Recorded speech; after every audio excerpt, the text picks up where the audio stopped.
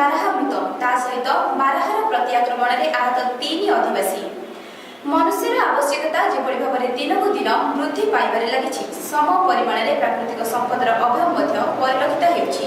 निजर विलासमय जीवनयापन निमंते प्राकृतिक संपदर बहुल व्यवहार तथा विनाश आज समग्र समाज निमंते नुआ नुआ विपद को सत्य जेपरि निमंत्रण करुछि।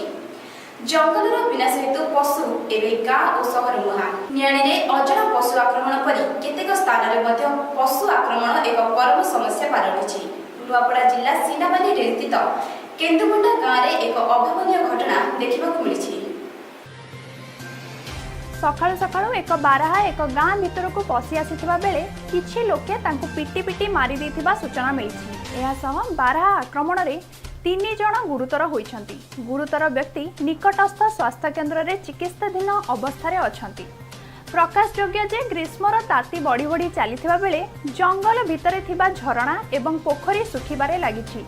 तेणु शोष मेंटाइबा पई पानी खोजी खोजी वन्यजंतु गाँ मुहां हेउछंती, जहार फायदा उठाई किछि खळ प्रकृति लोके वन्य जंतुंकर शिकार करुछंती। एपरिकि सेमाने पशु पक्षींक जीवन नेबाकु मध्य पछाउ नाहांती। तेबे सेठारे किछि व्यक्ति बारहा को शिकार करने सह आईन रो बंचिवा पई एक कादुओ भितरे पोती देइथिले, जहार खबर पाई सीनापाली विभाग रेंज रो मुरारी पंडांक समेत एक दल गाँ को जाई बारहा मृतदेह को उद्धार करने सह व्यवच्छेद पाई पठाई दिया जाइछि। संपूर्ण घटना एबे तदंताधीन अवस्था रे रहिछि। वर्तमान घटनार सत्यता जणा पड़िबो बोली रेंजर प्रकाश करछंती। केन गा केन्दुमुड़ा रे केनता कर एटा बरहा आक्रमण कला तमके डाक्टर करूतिली गो आ यान जो दीवा के करूतिला तो बड ई को जोई गल सुरबड़ा के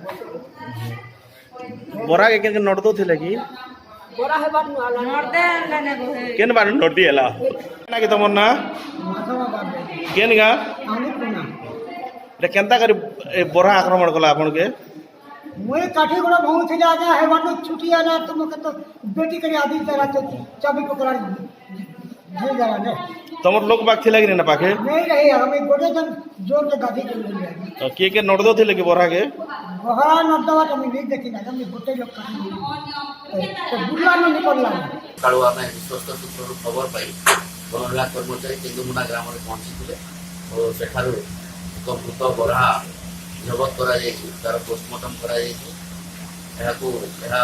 प्राकृतिक मृत्यु कि कहार आक्रमण में तार मृत्यु होती जना पड़ी जाए पोस्टमार्टम रिपोर्ट में जना पड़े। नुआपड़ारू मुजाफर खान का रिपोर्ट न्यूज़ फॉर ओडिशा।